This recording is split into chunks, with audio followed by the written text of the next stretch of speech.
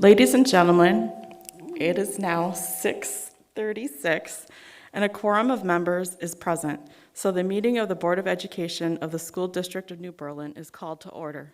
Please call the roll. Mr. Helmer. Here. Mr. Kurth. Here.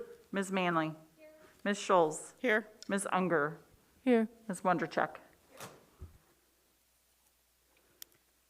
Then we're going to adjourn to closed session. I would entertain a motion to adjourn to closed session.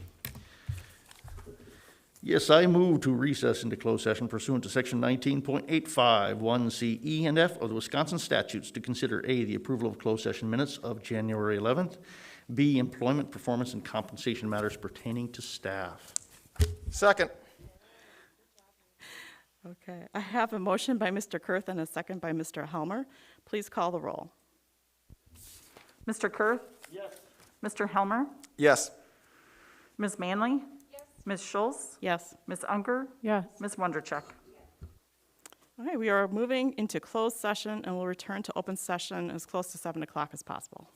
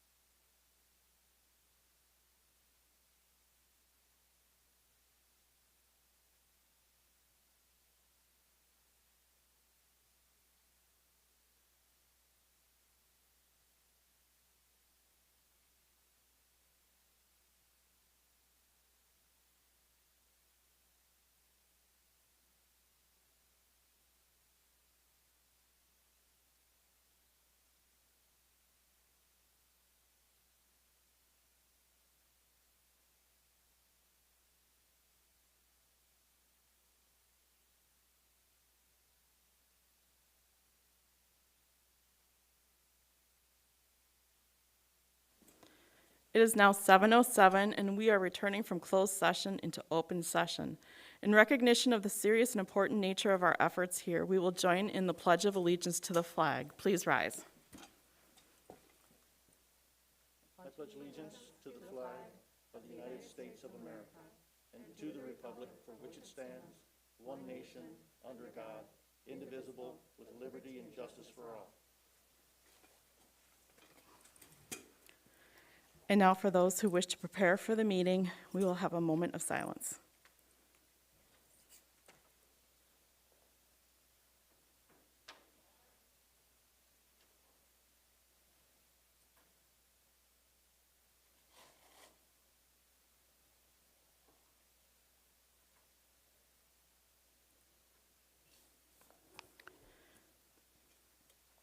This is a public meeting of the Board of Education. Prior to this meeting, notice was given to the public last Friday by providing the agenda to the city library.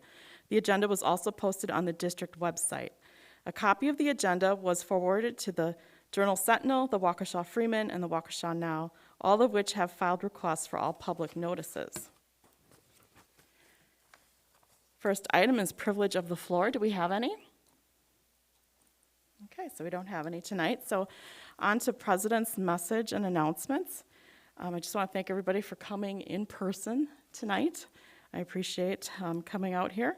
And I just wanted to give you a little update on the policy committee that was established by President Crosby.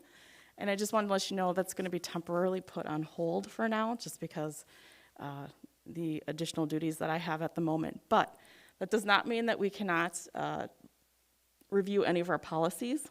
So if any of you do want to go ahead and take a look at our bylaws, I would think we should start with the bylaws. So by the way, I was going to be the chairperson of the policy committee. So sort of as a chairperson of the policy committee, I'll just let you know if any of you want to take a look at the bylaws and forward to me one that you want to work on, and I can get you the Neola policy from Diana if you want to take a look at that. And then we'll put it as an item for the whole board to discuss during a regular board meeting. So I just want to let you know that that's what we'll be doing for now.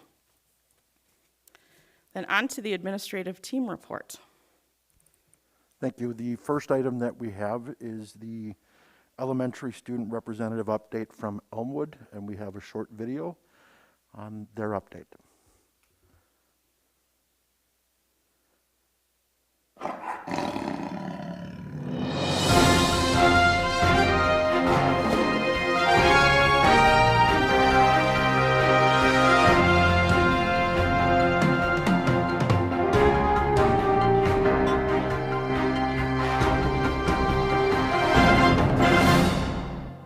Hello, my name is Mihailo, and I'm a 6th grade student in Miss Kubash's class in my wonderful school, Elmwood Elementary. Today I would like to feature some of the highlights of our school year so far. First, let me introduce Elmwood Kindness Week. Kindness Week is a week where students practice kindness throughout the school and at home. For example, 3rd grade students wrote letters of kindness to family and friends. 6th grade created kindness posters for the 5 through 6 pod, as well as sending appreciation emails to school and staff members. Even our virtual students got involved. When a student hurt his chin, his classmates made him a get well soon cards. For 1 week in December, Elmwood took part in an Hour of Code, a global STEAM event during Computer Science Education Week. Hour of Code is an annual worldwide effort that promotes computer science. Each of our Elmwood classrooms participated in 1 hour coding activities. Take a look at the avatars 2 of our proud 4th grade students were able to create during the Tinker Holiday Code Jam. You have to change the different photos or drawings of the different things, and then so you can repeat it. And for my other one, I added music, a piano music, and then I colored the background.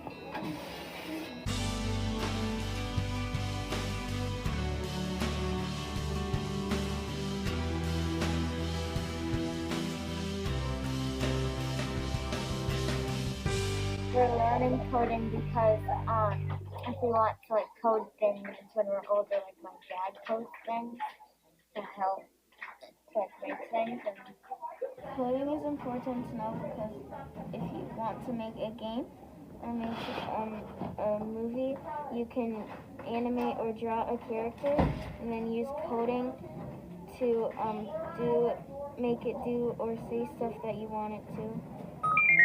That same week, 6th grade hosted a STEAM Day. STEAM stands for Science, Technology, Engineering, Art, and Mathematics. STEAM Day was a day students went into all the subjects of STEAM and did projects. You are now viewing our snowflake project on STEAM Day. We shaped pipe cleaners and made a solution of water and borax and let it sit. As a result, we had amazing outcomes. And now here's our Elmwood Spirit Week. This wonderful event was set up by ESLT, or Elmwood Student Leadership Team. Every day in a week, there is a fun theme for dress up, like Crazy Sock Day or Holiday Sweater Day. We ended 2020 with our annual winter sing-along, a whopping 30-year tradition. Every year we have a musical performance where the entire school sings along. This year, due to COVID-19, instead of gathering together in the gym, we hosted a virtual holiday sing-along. Students performed at a safe, social distance in our broadcast studio, and classrooms watched the live performance on their smartboards while singing along. It was a great way to instill holiday spirit that included the entire Elmwood community, including our virtual learners, proving even when we are apart, we can do great things together. Thanks for watching this very special installment of the Elmwood Today Show. I am Mihailo, and I want to let you know all the staff and students here at Elmwood are looking forward to 2021, when, as always, we will roar towards excellence.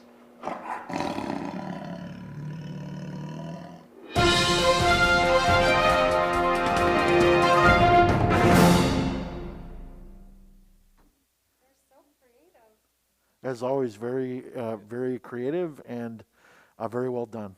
So thank you to our students at Elmwood for their efforts. Next item that we have is the student representative update from Eisenhower Nishi.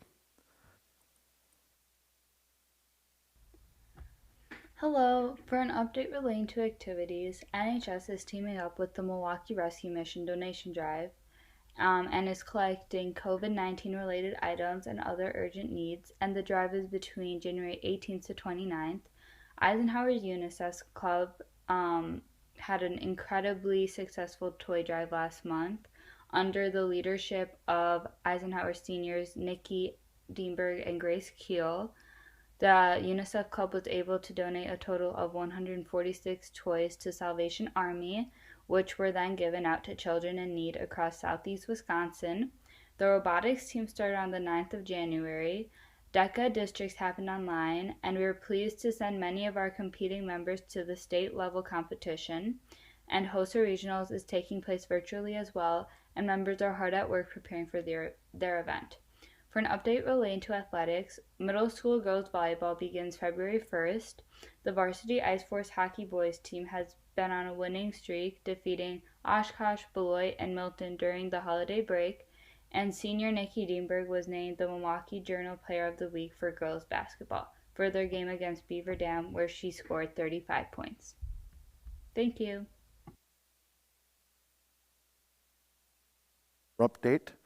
And then finally, with my update, I do have a couple of items. I did want to update the board, as I did in my board updates last week, that we are moving forward with our diversity inclusion follow-up, as had been brought up to the board during privilege of the floor, concerns about diversity and inclusion in the school district.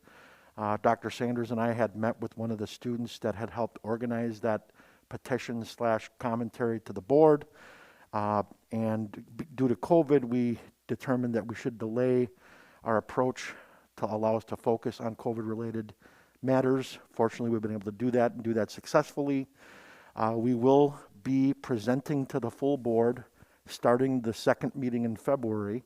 Our approaches to what we had been doing prior to Dr. Sanders, or actually now that Dr. Sanders, I think she's been here now for 5 years, so maybe not that far back, but certainly what we've been doing as it relates to diversity and inclusion practices in the school district.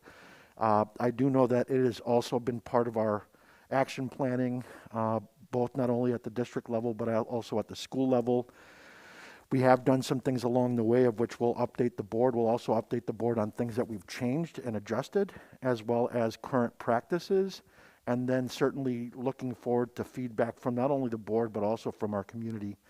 What we determined was we felt similar to what other school districts like Muskego did, was they wanted to take a very broad, all-encompassing community approach. So rather than having a small subcommittee of a select few, and in order to be transparent, they essentially just had them, the administration had presented to the school board, and then we would take public commentary as needed, so that we were making sure that we were representative of our entire community, and again, not just a select few, to be able to participate in a smaller committee of sorts.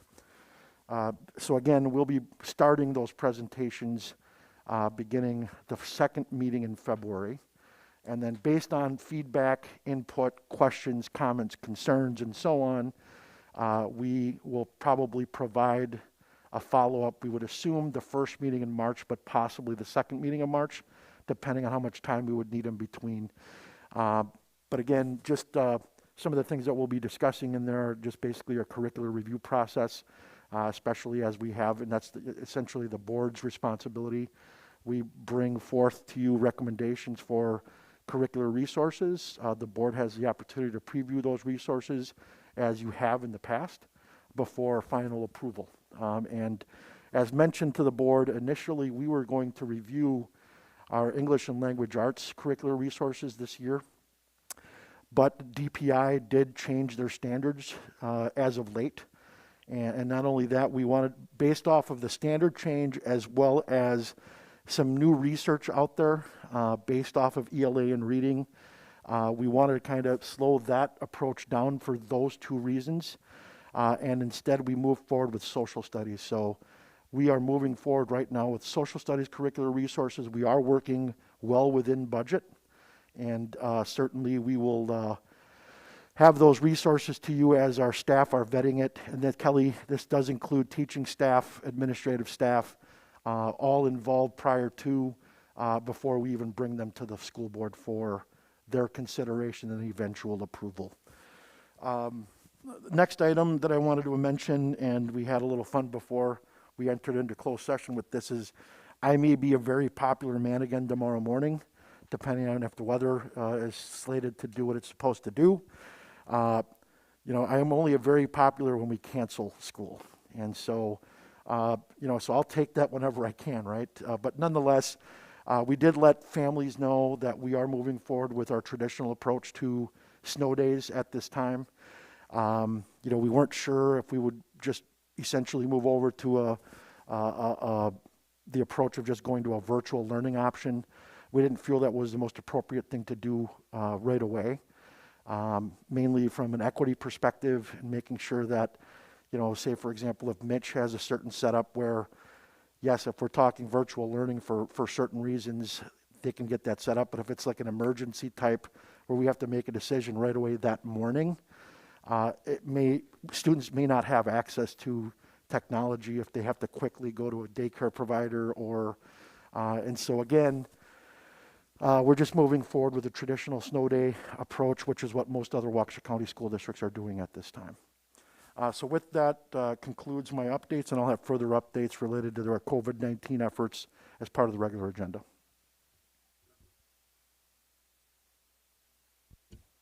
If there's no questions, then we'll move on to the district reports. Mr. Helmer, can you read the donation report, please? Sure. The Eisenhower Soccer Booster Club to support the boys soccer banquet for the amount of $700. Poplar Creek PTO purchased sleeves for Maker's Mark for $735.15. Steve and Aubrey Stowe support the boys basketball program of $750. Poplar Creek PTO purchased a library cart and support behavior incentive, $723.38. Ronald Reagan Home and School purchased playground equipment, hula hoops, and jump ropes, $262.42. Ronald Reagan Home and School purchased scoop rocker chairs for the first grade classroom, $242.22. Ronald Reagan Home and School purchased scoop rocker chairs for the first grade classroom and magnetic boards, $355.33. Ronald Reagan Home and School to support the 2020-2021 co-curriculars, $2,789.90. Ronald Reagan Home and School purchased 2 classroom libraries, $8,393. And the Ronald Reagan Home and School also purchased 12 scoop rocker chairs for $164. Orchard Lane PFC to help with the purchase of new laminator, $2,000. Kello Corporation, Advanta Clean, and Suburban Milwaukee purchased food service equipment and supplies for us for $2,000. New Berlin West Soccer Booster Association, Support Huddle AD package purchased, $1,000. An anonymous donor purchased classroom and teacher supplies with Amazon e-gift cards of $501. Your Cause donated Support Middle School Science, $1,000. And Jim Fleming to support the Best Buddies program, $250. Thank you for all of these donations. They're greatly appreciated. Thank you. That was the longest one I think we've ever had. That was very long, yeah. So our donations haven't stopped with COVID. That's nice to know. Then we'll move on to the consent agenda. Are there any items that should be pulled out for separate consideration? Do I have a motion for the consent agenda? So moved. I have a motion by Mr. Kurth and a second by Ms. Manley. Any discussion? Joe, I was curious. I was looking at the behavioral ones. Have we seen an uptick or decrease, would you say, this year compared to previous? I mean, obviously we're down on kids, but I don't know in terms of gross percentage. Sure, I'll have Kelly Sanders respond to that. Thanks. So this year, we have seen a drastic decline for the most part in most of our discipline issues. We're still trying to figure out exactly why that is. I mean, you think we've got 20% less students in our buildings because they're at home. Kids have masks on. I don't know if that's disguising some of the looks that people may give to one another. So, you know, we still have, you know, any students who have any special needs. You know, some of those behaviors have remained similar to in years past, but for the most part, we're seeing a decline in behavior. We are watching our social emotional issues closely, though, just to verify that, you know, we're good in that realm, but that's kind of where we're at right now, Mitch. Sort of related to that, I have a question about the academic dishonesty. I noticed that there seems to be a good chunk of students in that area, and I'm wondering, is this related to virtual schooling, and is there challenges there with controlling? Yes. So what's being done in that area to help control that? That's a great question. I mean, we're navigating those, you know, waters as we speak. You know, when, you know, essentially you've got kids that are, you know, either quarantined and or, you know, mainly quarantining, you know, so at short spurts of time, you know, we're seeing an increase of just that dishonesty happening. Now, to be quite honest with you, what we're trying to figure out is it just easier to track because of the fact that we are doing a lot more things virtually and or digitally or electronically based. So that's something that we continue to kind of work through. In fact, Kelly, I guess what I'd like to have you do is, I know that the next meeting we're going to provide an update to the board based on Vice President Scholl's recommendation on, just essentially where we are with our academics. But maybe we could also talk about that specifically, Kelly, too. I will say right off the bat, we are going to be adding some things at the secondary level, second semester. At the elementary level with iPads, there's a classroom management that basically will lock the students' screens into what we want them to be looking at. We are adding a piece like that if teachers want it, so that we're not kind of mandating it. But if a teacher wants, like students are taking a test, the teacher could lock their screens onto the test so that they couldn't go to any other sites at that time. So, like anything with technology, we find out about something and we educate. That's number one. We're educating students about why it's important to do your own work. But secondarily to that, we then continue to find ways to monitor and then support that moving forward. But I can for sure have that at our next meeting. Thank you, I'd appreciate that. If there's no other discussion, are we ready to vote? All in favor, raise your right hand. All against, or opposed, raise your hand. Okay, motion passes. Then on to our regular agenda. And we have the COVID-19 update. Yeah, so I have a brief update on where things are at this time. As far as the numbers go, they're remarkably low as far as student and staff positive cases and quarantine cases. Again, it's really difficult to tell what this virus is doing. It's certainly not exactly doing what at least the local and state officials thought it might be doing. With, again, we saw a peak in November, was expected to double through December, and that did not happen. And again, then we weren't sure what was going to happen after the holidays and New Year. And again, the numbers continue to go down in New Berlin and in the county. Some things that we've learned as of late, though, are that, while we are experiencing low numbers now, other parts of the country are not.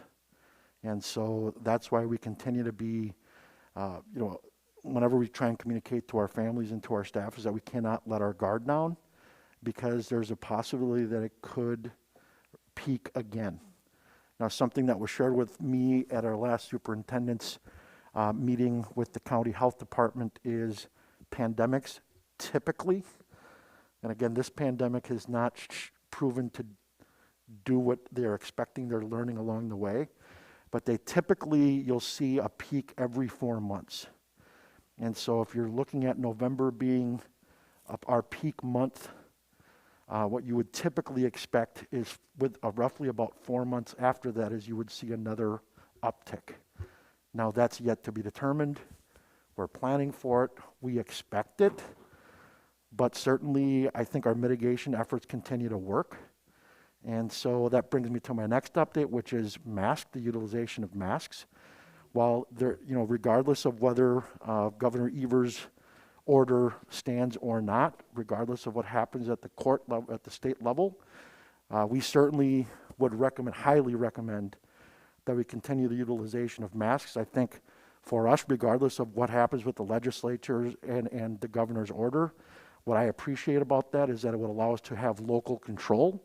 And given that local control, we would be recommending that we move forward with that with masks utilization and face coverings as a school district. Again, point being is that I do believe our mitigation efforts are working, and that's why we've been able to keep our schools open. And the spread of COVID is not happening while at school. Next, as far as the vaccine goes, we actually have already had some staff vaccinated already, and that included our nurse as well as our health room aides and those that either support our health room aides, along with our OT and PT and speech pathologists as well, or at least most of them. As you know, it's still up. We're still in phase 1A and 1B, and now 1B is actually now the 65 and over, and I was just watching the news before I came, and they've already got those clinics out there. We're not in that 2A phase yet, where K-12 staff would possibly be prioritized. I don't think that's been determined yet. That K-12 staff would be in that next phase. We're hoping that they are. We've advocated for it. We expect it to be. And so certainly we have an approach. And again, what we're doing is we have prioritized as we were told by the county, prioritized our staff. So as of now, we are prioritizing any of our special education paraprofessionals or staff that work closely with our medically fragile students, as well as those that for whatever reason they have to work much closer with those students, that they be prioritized as a staff. And so that's a very small, limited number of our staff. And then after that, we determined that we wanted to go by age. So we would prioritize whoever's oldest, and you go down that list of those whoever want it to get vaccinated. Again, we're not requiring it because we can't, and nor would we, I don't believe, at this time or any time in the future. But point being is that we do have a plan. We're working with the county to do that. We are also working with Paladina, which is our near site clinic and service providers, and also just kind of keeping our ear to the ground as far as who may have vaccines when and where, and then we'll be able to kind of go from there. So we have a plan in place, and we think we're ready to move forward with it as we can.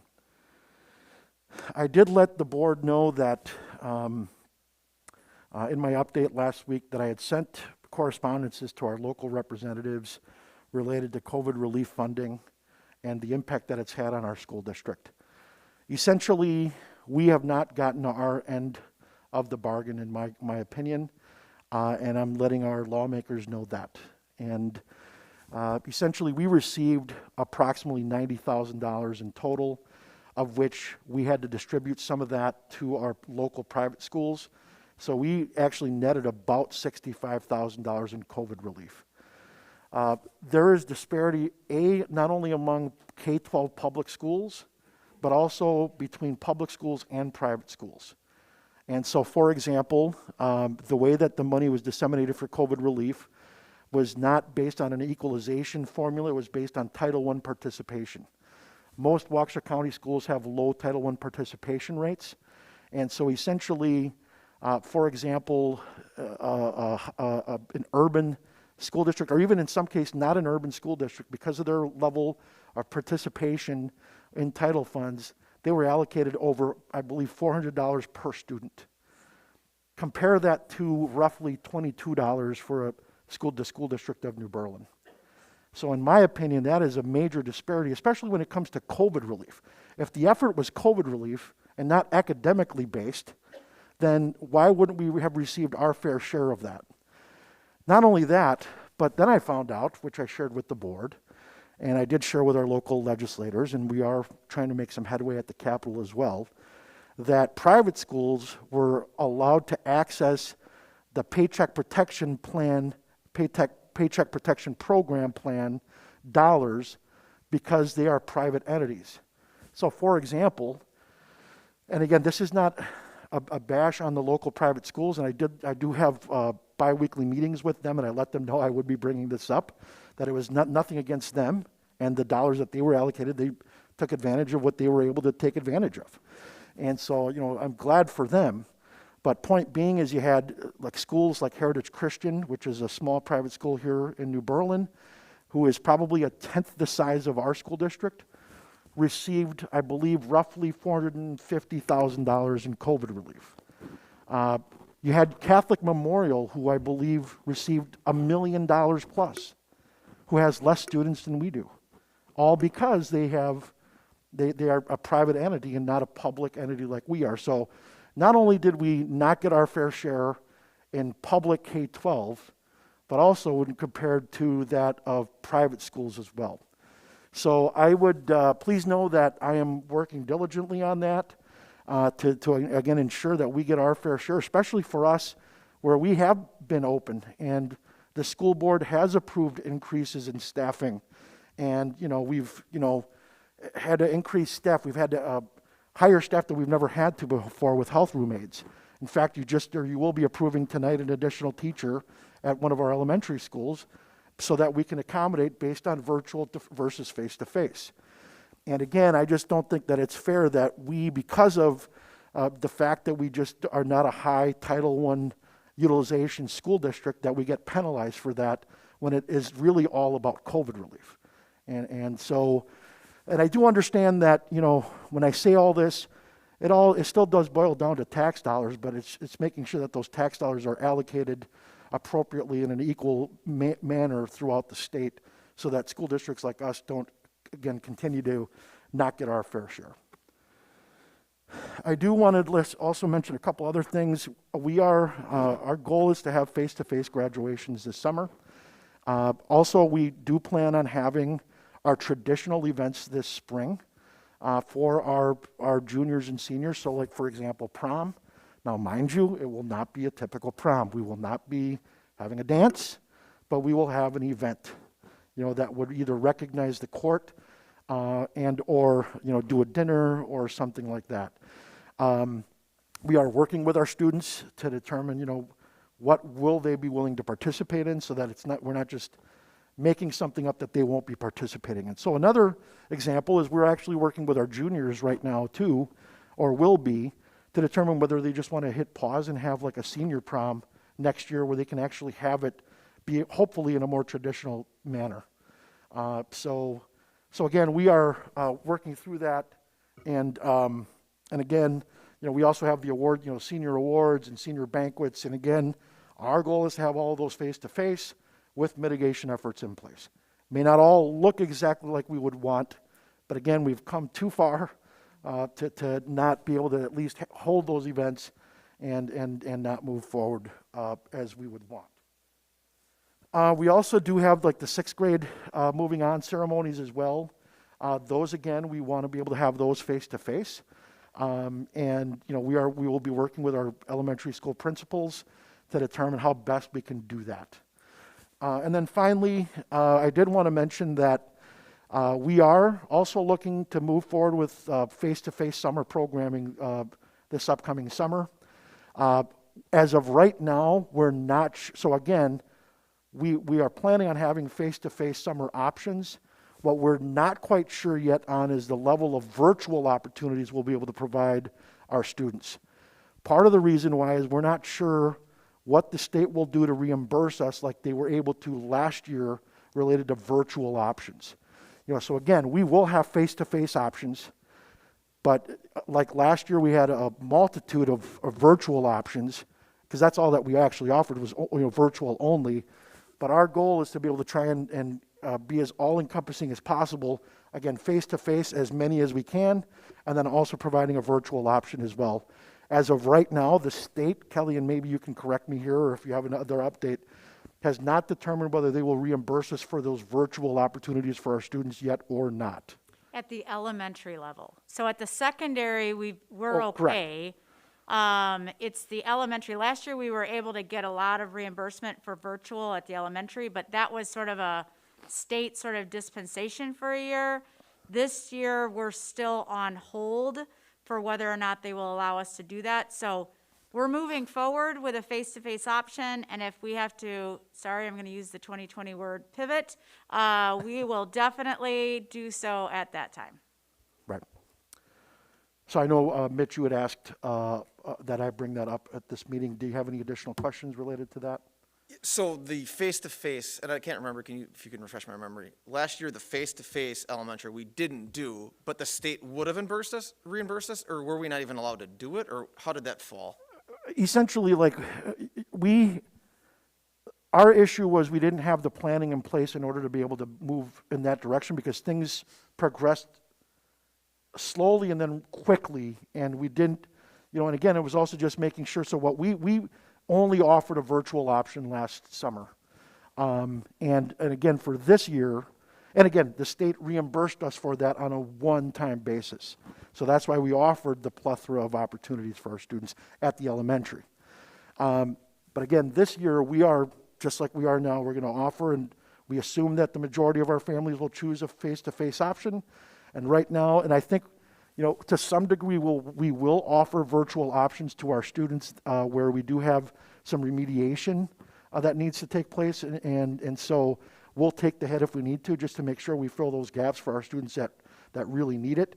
But we may not have the other opportunities that that we typically would want to, either enhance or expand some of the opportunities for our students in a virtual manner. So those are my COVID updates at this time. I don't really plan on sending an update to families this time around, just because there's really not much out there.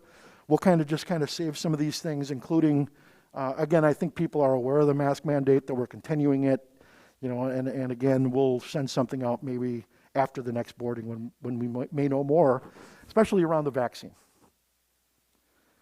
Any questions? Thank you. Okay. All right, then we're on to discuss approve policy 5114, open enrollment. Do I have a motion? Motion to approve as, I motion to approve policy 5114, open enrollment as presented. Second. so we have a motion by Mr. Kurth and a second by Mr. Helmer. Any discussion? So I just want to clarify a couple things that have changed since the last board meeting. And again, we wanted to kind of take into account what the full board had mentioned. I know that Kate and Crislin had asked us to provide kind of the breakout of what it would look like if we had, rather than just the 12%, because that gives us the 0 seats that at least the consensus was they're not formally approved, but to look at, what it would look like at 10%, 9%, and 8%. And then, how many students would that bring? And so that, we do have, and if you look at, it looks like this, and it does show that if we were to go to the 10%, we would have 3 seats available. If you move to the 9%, we'd have 6. And then if you went to the 8%, we'd have the 12 seats. So here is where we thought we could kind of meet the board in the middle. And I think it makes actually more sense to do it this way, at minimum. And so again, sure, Chris and Kate, if you want to advocate for more, obviously do your thing. But the verbiage that we've proposed here is that, which was different than what was brought to you at the last meeting, would guarantee that siblings of those students that have been approved would be guaranteed a spot. And so we are recommending that you do approve it as was presented with the sibling add-on. As of right now, that would increase those numbers by 5. So rather than trying to find a new group of kids that are, 3, 6, and 12, let's just focus on the families that are already here. And so, again, at a minimum, this would increase the number of open enrollment students in the school district by at least 5. Now, I don't think it'd be dramatically much more than that, maybe an additional 1 or 2.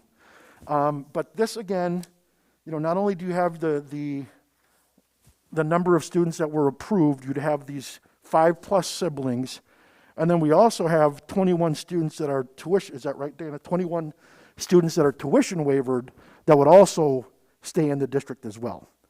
So again, I do think, and I apologize if we didn't make it this clear at the last meeting, but it does not allow us to be static, because we are actually moving forward with the siblings, which I think is more appropriate than, even the seats proposed with the 10, 9, and 8%. It would just make more sense, in my opinion.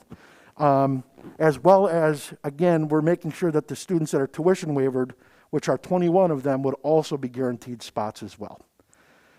So we recommend approval of the policy with these changes as presented. Do you have a breakout of the grades where those 5 students fall? Yes, 4 in kindergarten and 1 in 7th grade. Okay. Which again, for the most part, stayed in line with what the board had approved last year of the early, and then, even 7th grade, to be quite honest with you, because it's that first year, in our middle school here, I thought that was an appropriate place for a student to start. And do we have space at each of those, or were those 4 kindergartens that we go? Yes.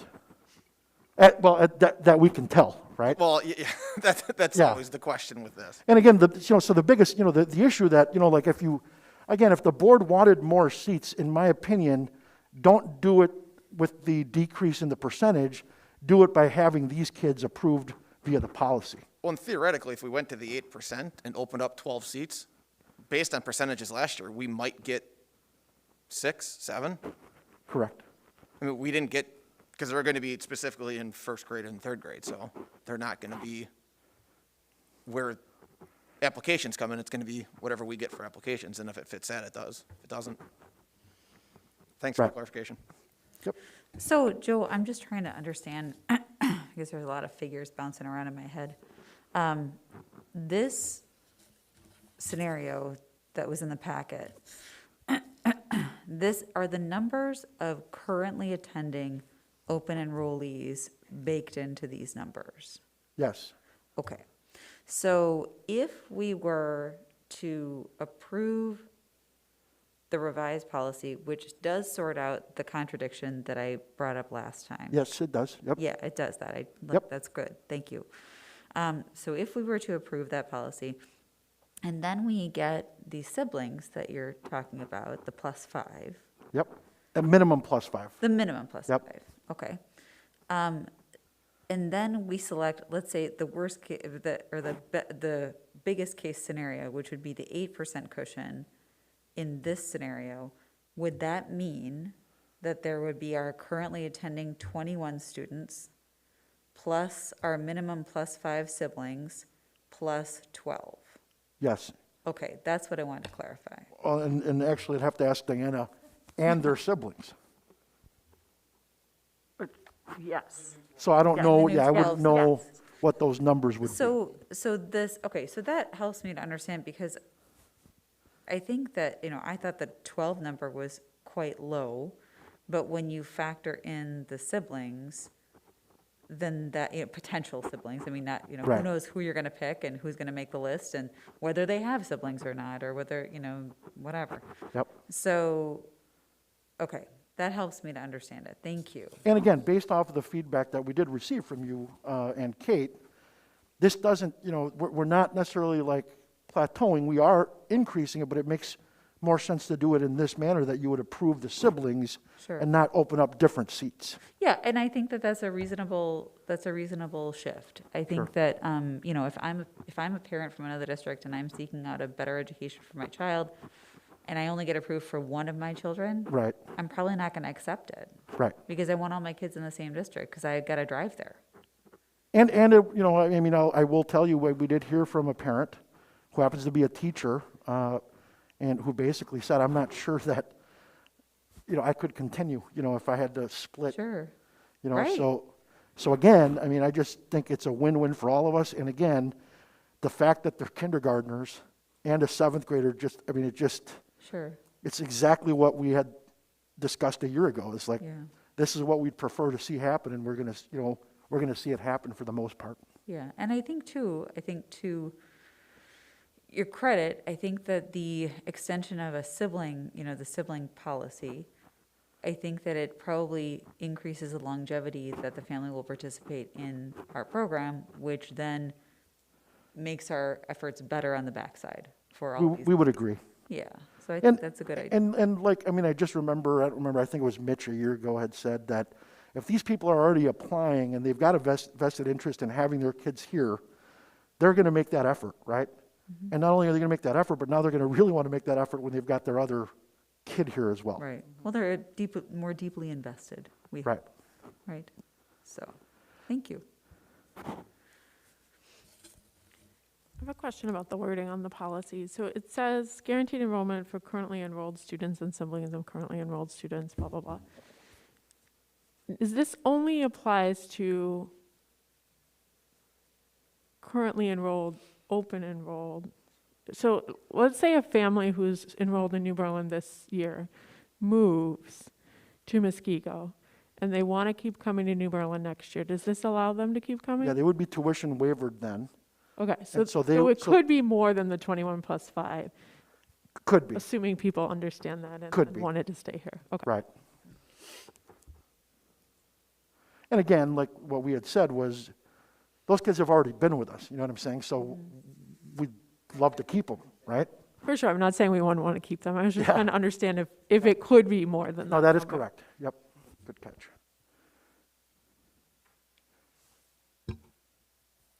Any other discussion on this item?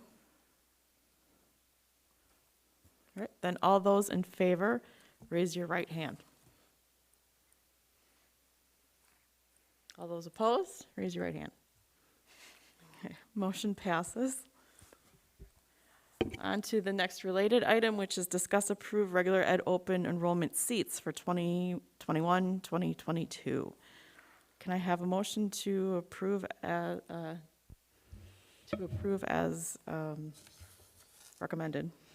I would make a motion that we approve the formula as provided in the addendum to the packet, which includes an 8% cushion, which would yield 12 seats. Do we have a second? So keeping it the same rate that we had it for this current school year. Okay, Right. I will second that. Is there a second? Did you say, I'm sorry, Kate, did you second? I'm sorry. Okay, so we have a motion by Ms. Wondercheck and a second by Ms. Unger. Any discussion?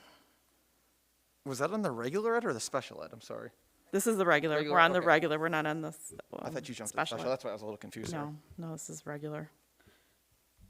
So the motion is for an 8%. Any discussion? So it's going, you guys are proposing what Joe recommended and adding the additional 12 seats as well? Well, not adding, but yes, keeping the 8% cushion that we had for this school year. So it would be both the policy change and then potentially the 12 seats. And I think it's So first we're grade voting or on third each grade. item separately. So we already voted to approve the policy. yep. So now we're on to setting the actual seats. And again, just as a point of clarification, we are recommending, the administration is recommending a 12% cushion, which would net a 0 increase other than the additional increase that we've already discussed.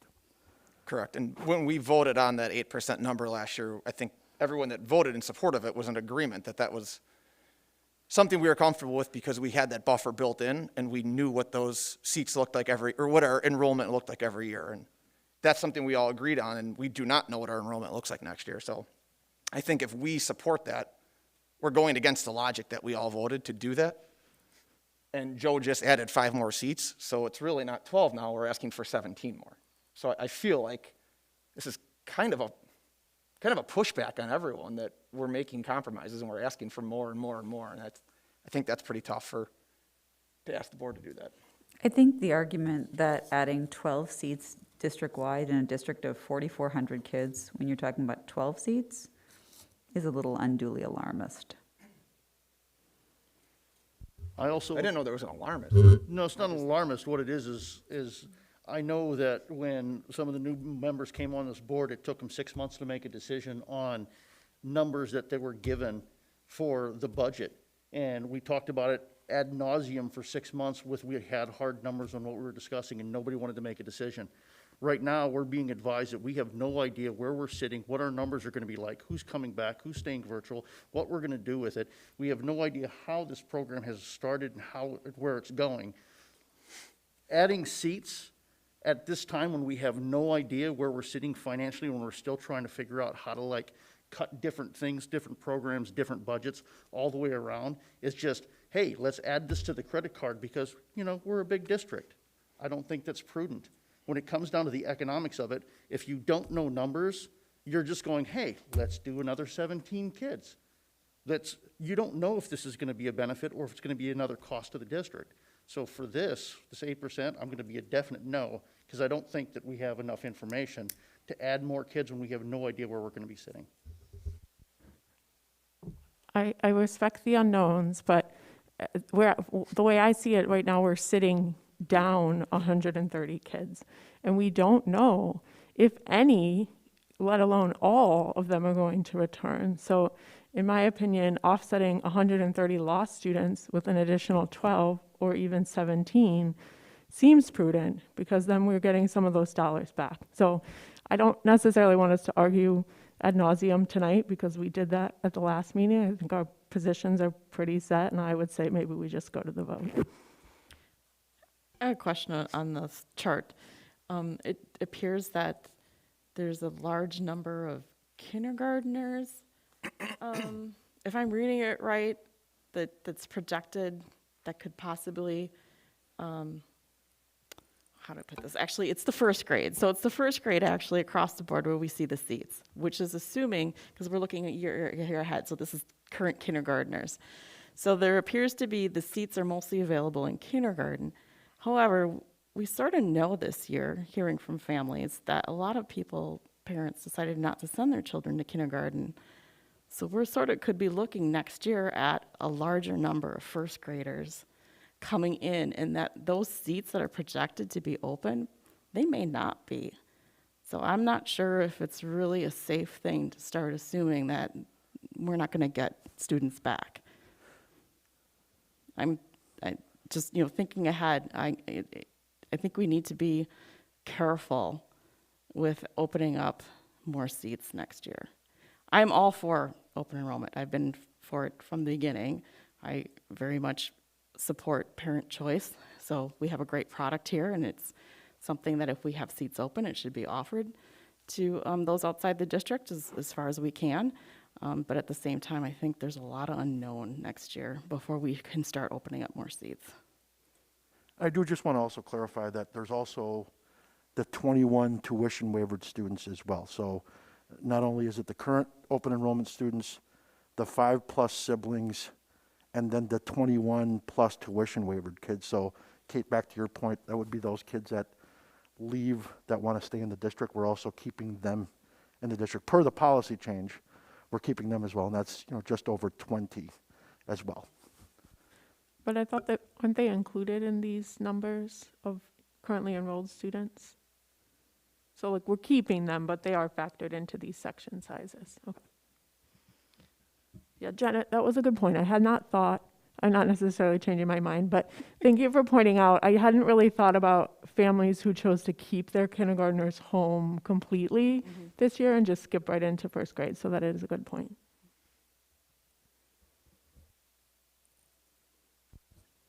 And Janet, I just wanted to also say that I appreciate you saying that you support the idea of open enrollment and think that it's a good idea under normal times, and we're not in normal times. So I appreciate that difference. Any other discussion on this? So then we're going to vote. The vote is for the motion of 8%. All in favor, raise your right hand. All opposed, raise your right hand. Motion does not pass. Do we have another motion then for another option, since we do have to set the seats? I move that we approve a cushion of 9% for open enrollment, yielding 6 seats. Have a second? I guess I'll second. Second? Okay, so do we have another motion? I don't think any I mean, if you want to have discussion, I don't think a discussion is really I'm sorry, much different, is it? did you second that? Yeah. Oh, I'm sorry, I keep missing your second. Okay, any discussion? No? I don't need to. Okay, then let's take the vote. All in favor, raise your right hand. All opposed, raise your right hand. Motion does not pass. Can I have another motion? Sure, I would move that we approve our open enrollment numbers to be a 10% cushion. Seconded. Any discussion?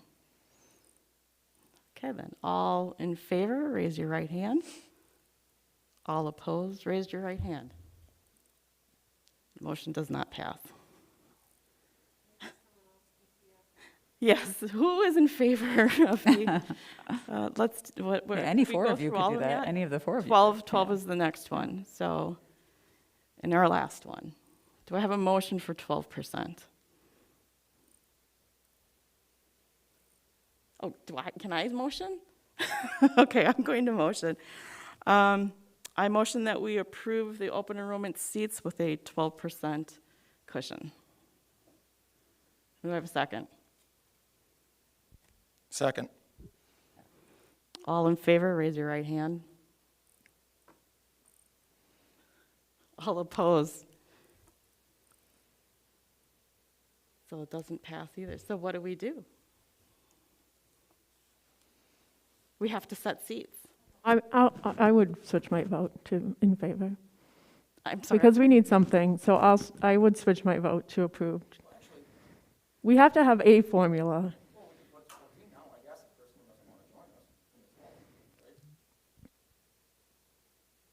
I think that nor Jeff, nor Susan, nor I voted for that, for the 12. Right, 12 puts us where, there's no extra seats next year.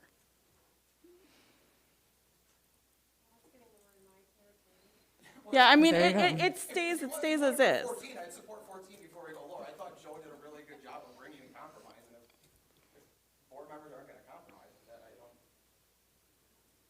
don't know, we just can't spend 2 hours on this. I mean, really, because if we went to 14 or something like that, that doesn't change anything. There's still 0 seats. Well, exactly. Yeah, It's further from that. right. So you just need another vote. If the Yeah. 3 of you have voted, Kate and Mitch and Janet, if you voted for the policy, then you just need 1 more vote. If there is somebody who's willing to change their vote, because the yielding is 0. So, and I think that's what you want, Susan, right? You want it to be 0. Yeah, I just have a hard time. Wrapping your head around it. Yeah. As you guys know, I don't support open enrollment. As a policy, Yeah. yeah. And I believe that I support it under the terms that we all agreed. We believed we understood the enrollment numbers. They were consistent for 20 years. This year, they're not. And so to go against that and say we're still gonna support it blindly on the premise that they're not using the same logic. I think that, at point of order, I think the discussion's out of order, and I think that you gotta seek another motion. Well, can I take a motion to redo the motion for 12%? I think I can, yeah. I think that you can, as a point of order, Diane, Represent? I think that she can ask to have the motion revisited, I think. Or what is I think the, because it wasn't procedurally. approved, there was no action on it, I think you can still make a motion. Okay. okay, I make a motion to revisit the 12% open enrollment cushion for setting seats. Do you have a second? Second. there you go, that's your vote right All there. right, so are we ready to vote? There you go, All in favor, raise your right hand. you got it. All opposed, raise your right hand. Okay, motion passes. So 12% is the final. Yes. Oh, okay. Well, on to then the next seats we need to set. Discuss approve special ed open enrollment seats for 2021-2022. Do I have a motion? And again, just as a point of clarification, because the board just approved the 12%, there are no regular ed seats, therefore there are no special education seats. Oh, so we don't need to vote then? So we still need a vote Oh, okay. to determine that there will be no seats based on the previous motion. All right, do I have a motion? I motion that there will be no seats based on our previous vote. Have a second? I'll second. Okay. Discussion? All in favor, raise your right hand. All opposed? Motion passes. Well, that was easy. Well, thank goodness. I know. Okay, so now discuss approve the 2022-2023 school year calendar. Do I have a motion?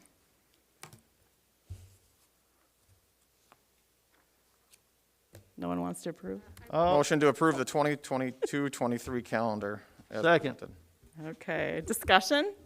I just want to point out that this is very standard calendar. Now, we did get very fortunate this year. In fact, COVID, not COVID, our families, I think, really appreciated the 2 full weeks during winter break. Yeah. That was really nice, and that was just the way the calendar fell. But again, most everything is standard of what's been approved, what has been approved, what's approved for next year. You're not going to see anything glaringly different.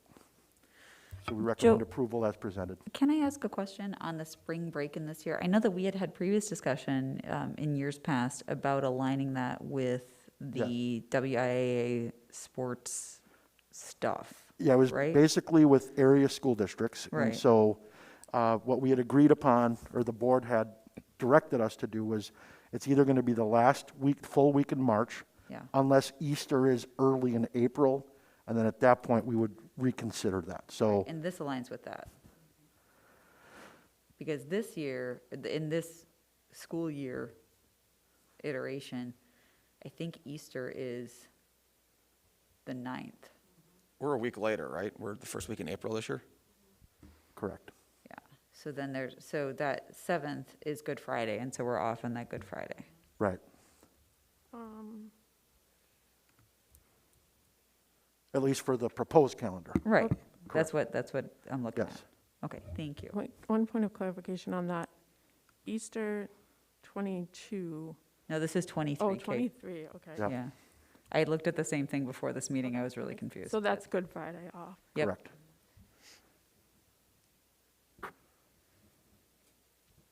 Any But we other, recommend approval as presented. okay.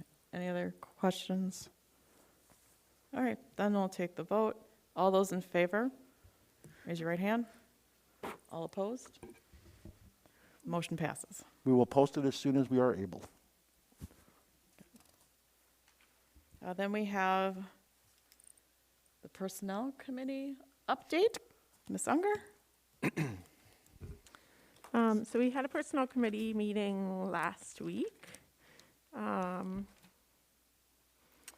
We were hoping to get a full report, kind of end of year, calendar year Paladina information. And while we did get some good numbers on the enrollment, we do not have a complete end of year evaluation at this point. So we will probably not have that until April. So we'll be discussing that likely at our May committee meeting.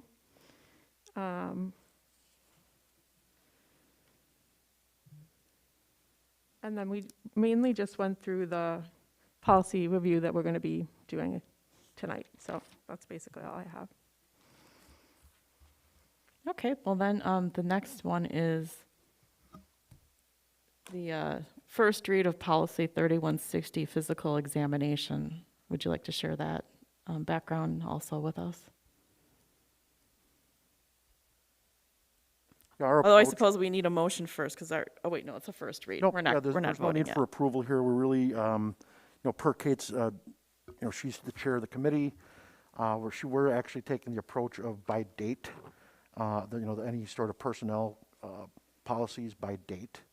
And so this is now, I believe, the second or third one that the committee has brought forth. Physical examination. There are some minor tweaks and edits that we're making to basically bring you up to speed with our current practice. So again, if you do have any comments, questions, concerns, please feel free to share them with me or Kate, and we'll be happy to make adjustments as needed.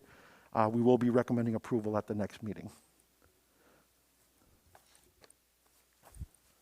On to action items discussed in closed session. Do we have a motion? Yes, move to approve the employment services report as presented. Second. Have a motion by Ms. Smalley and a second by Mr. Kurth. Any discussion? Just a point of clarification, the employment services report tonight is just what was on the paper, not what was included when we were in our superintendent discussion last time, correct? Correct. Okay, thank you. And all those in favor, raise your right hand. All those opposed? Motion passes. Then we have future meetings and dates. Just as a reminder, board meetings are generally held the second and fourth Mondays, beginning at 7:00 p.m. When we're doing it in person, it is at the Eisenhower Commons here, unless otherwise noted. Some will be virtual. Our general guidelines is if it's going to be a very short agenda, they will be held virtually, but if there's more discussion involved, they will be in person. And then the next meeting is February 8th at 7:00. Then the next one after that is February 22nd at 7:00. And there's a finance committee meeting scheduled on February 22nd at 5:30 before the regular board meeting. Other important dates to remember, January 28th and 29th, there is no school, staff professional learning days. February 15th, also no school for staff professional learning day. Just a reminder, when we do come in person, there is a health questionnaire that needs to be filled out upon entering the building. And there is a capacity limit of 40 visitors, and masks are required.